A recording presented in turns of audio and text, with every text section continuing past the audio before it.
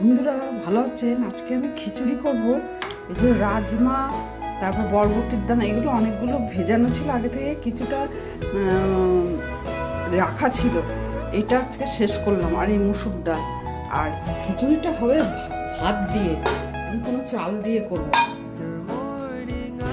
এবার এই ডাল সেদ্ধ হয়েছে, এতে আমি পেঁপে, বিনস আর শিমও দিয়েছিলাম। এবার দিচ্ছি গরম মশলা, আর এই গুড়ের জলটা দিচ্ছি।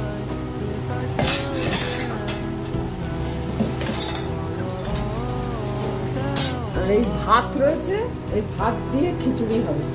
আর এই ডালটা সেদ্ধ, ভাত, মুসুর ডাল, রাজমা, বরবটির ডানা দিয়ে খিচুড়ি এখন খাচ্ছি। পাঁপড় পোড়া দিয়ে খাবো। এতে তো অনেক কিছু সবজি দানা টানা আছে, আর